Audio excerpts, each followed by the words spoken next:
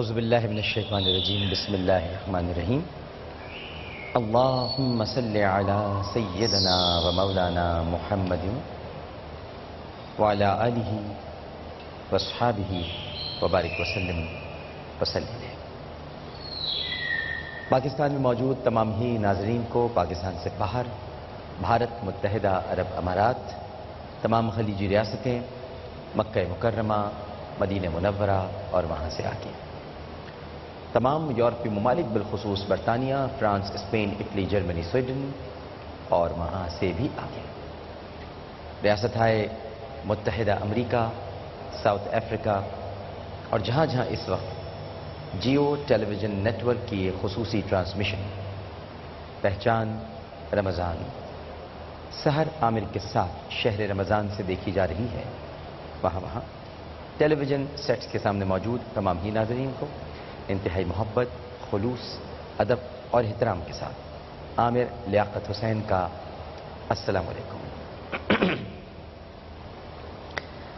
ناظرین کرام، الحمدللہ کہ پاکستان میں آج 28واں روزہ اختیار کیا جائے گا اور پاکستان سے باہر بعض ممالک میں آج 29واں روزہ اختیار کیا جائے گا، یعنی پاکستان میں آج 28 رمضان المبارک 1433 ہجری، 17 اگست 2012 اور جمعۃ المبارک۔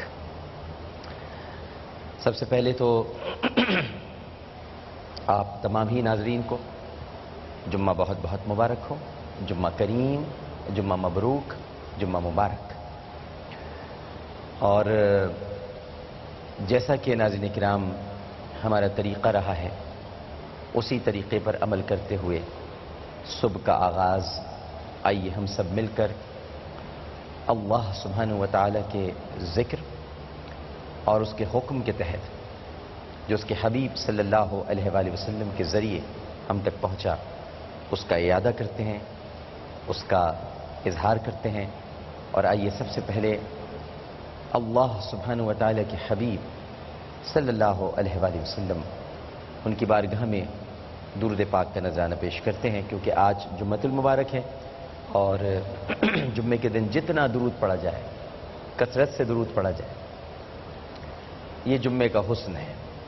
اور صرف جمعۃ المبارک نہیں ہے، آج آپ جانتے ہیں کہ آج جمعۃ الوداع بھی ہے، آج رمضان المبارک کا آخری جمعہ ہے اور پھر اب کوئی جمعہ اس رمضان میں نہیں آئے گا۔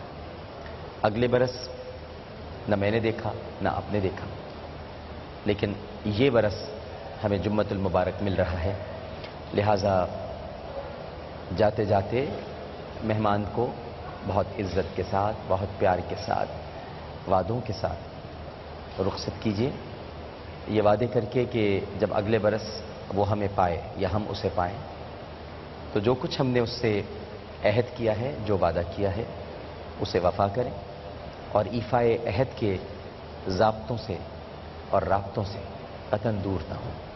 آئیے سب سے پہلے اس وقت کروڑوں ناظرین ماشاء اللہ دیکھ رہے ہیں، بہت بڑی تعداد میں دیکھا جا رہا ہے یہ پروگرام، تو آئیے کیوں نہ سب مل کر کتنے سارے درود ہم پیارے حبیب صلی اللہ علیہ وآلہ وسلم کی بارگاہ میں بھیجیں۔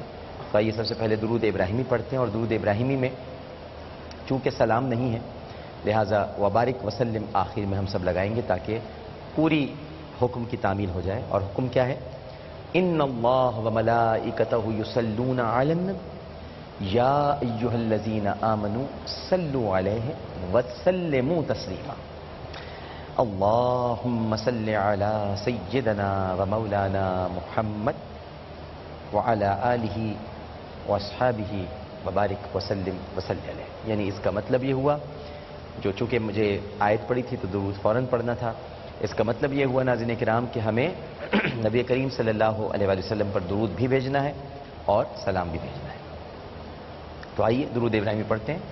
اللہم صلی علی محمد وعلی آل محمد کما صلیت علی ابراہیم وعلی آل ابراہیم انکا حمید مجید۔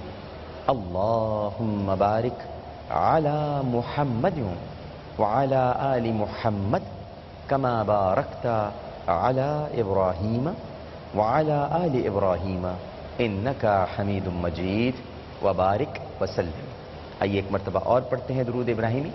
اللهم صل على محمد وعلى آل محمد كما صليت على إبراهيم وعلى آل إبراهيم إنك حميد مجيد. اللهم بارك على محمد وعلى آل محمد كما باركت على إبراهيم وعلى آل إبراهيم إنك حميد مجيد وبارك وسلم. ایک مرتبہ اور پڑھتے ہیں.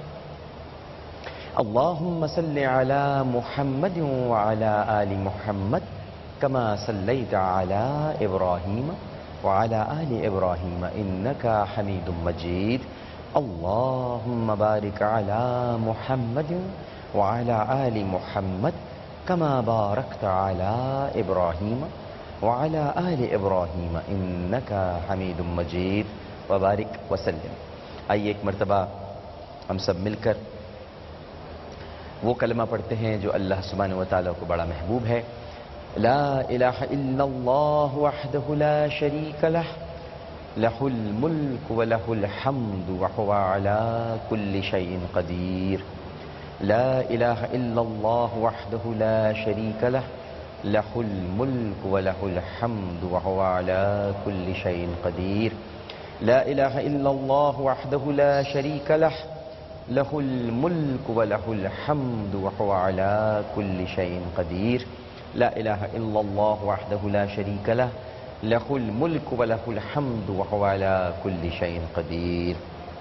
اللہم عافنی فی بدنی اللہم عافنی فی سمعی اللہم عافنی فی بصری لا الہ الا انت. اللہم انی اعوذ بک من الکفر والفقر وأعوذ بك من عذاب القبر لا إله إلا أنت.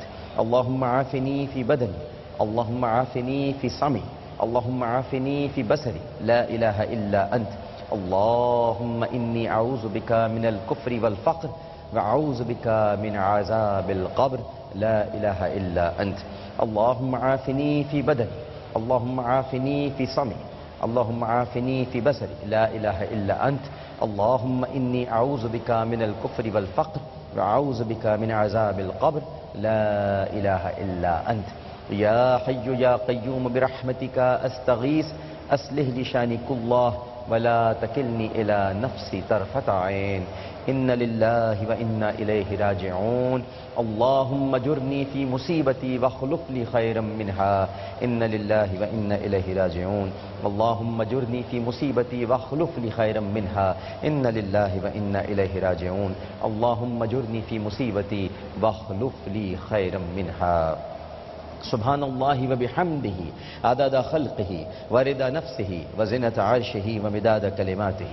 سبحان اللہ وبحمدہ عدد خلقہ ورضا نفسہ وزنة عرشہ ومداد کلماتہ. سبحان اللہ وبحمدہ عدد خلقہ ورضا نفسہ وزنة عرشہ ومداد کلماتہ. حسبی اللہ لا الہ الا هو علیہ توکلت وهو رب العرش العظیم. حسبی اللہ لا الہ الا هو علیہ توکلت وهو رب العرش العظیم. حسبی اللہ لا الہ الا هو علیہ توکلت وهو رب العرش العظیم. حسبی اللہ لا الہ الا هو علیہ توکلت وهو رب العرش العظیم. حسبی اللہ لا الہ الا هو علیہ توکلت وهو رب العرش العظیم. حسبی اللہ لا الہ الا هو علیہ توکلت وهو رب العرش العظیم. حسبی اللہ لا الہ الا هو علیہ توکلت وهو رب العرش العظیم. آئیے ایک مرتبہ پھر نبی کریم صلی اللہ علیہ وآلہ وسلم کی بارگاہ میں درود پاک کا نذرانہ پیش کریں. اللہم صلی علی محمد وعلی آل محمد كما صليت على إبراهيم وعلى آل إبراهيم إنك حميد مجيد.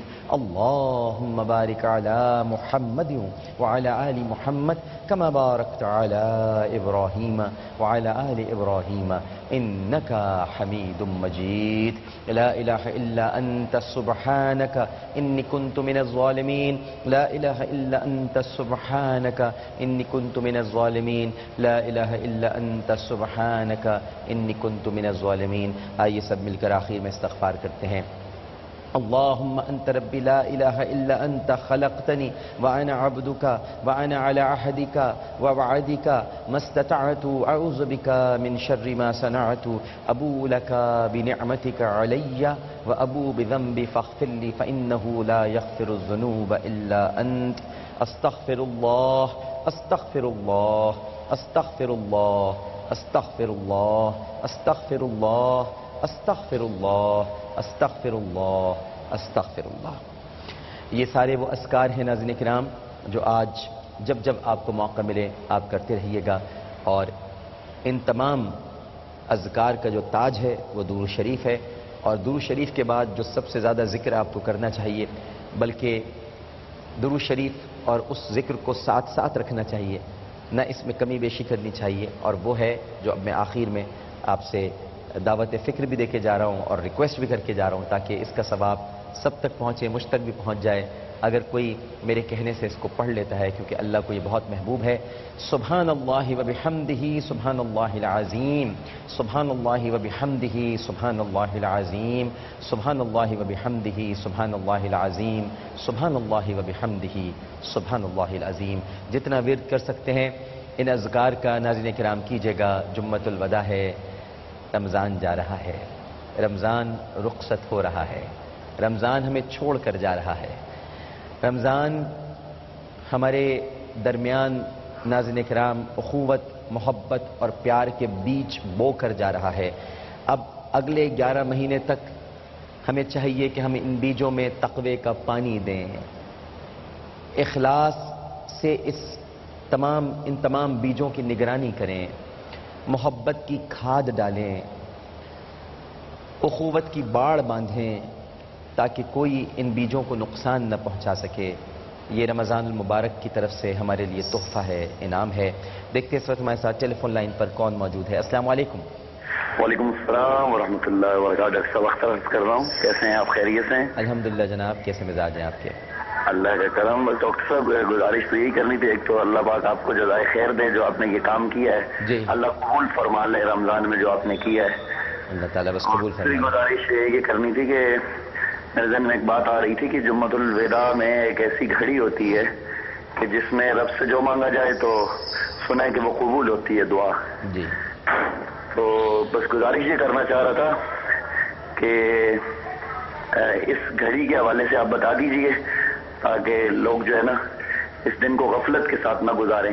جی ہاں بالکل، آپ درست فرما رہے ہیں۔ جمعۃ المبارک میں تو بالخصوص، ویسے تو ہر روز یہ گھڑیاں ہوتی ہیں، لیکن جمعۃ المبارک میں کوئی گھڑی ایسی ضرور ہوتی ہے، اور بعض فقہا فرماتے ہیں کہ عصر اور مغرب کے درمیان ہوتی ہے، بعض فرماتے ہیں کہ فجر کے فوراً بعد ہوتی ہے۔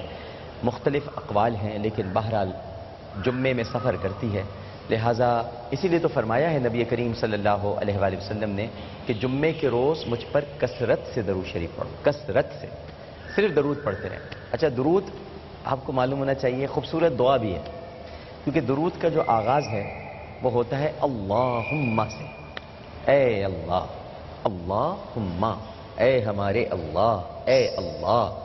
تو اے اللہ ایک پکار ہے، اور بندہ اگر درود شریف کے ساتھ اس پکار کو رکھتا ہے تو اس خدا کو تو پکار ہی لیتا ہے وہ، اور پھر اگر اپنی دعاؤں کے ابتدا میں اور انتہا میں درود شریف کو رکھ لیتا ہے، یعنی درود اسکواٹ کرتا ہوا جاتا ہے دعاؤں کو، تو ناظرین کرام درود تو قبول ہونا ہی ہونا ہے، تو کیوں نہ اس درود کے درمیان میں جو دعا ہے وہ بھی قبول ہو جائے گی۔ وہ رد کیسے ہو سکتی ہے؟ کیونکہ جب درود قبول ہو گیا تو اس کے درمیان میں جو ہے وہ بھی قبول ہے، اور کیونکہ اس کے بعد بھی درود ہے، قبول تو کرنا ہی ہے، لہٰذا وہ دعا خود بخود قبول ہو جائے گی۔ لہٰذا کثرت سے درود پڑھنا چاہیے، ذکر کرنا چاہیے، اور میں نے جو آپ سے عرض کیا سبحان اللہ و بحمدہ سبحان اللہ العظیم، اس کا بھی بہت زیادہ تذکرہ کرنا چاہیے، اللہ تعالیٰ بڑا اجر عطا فرماتا ہے۔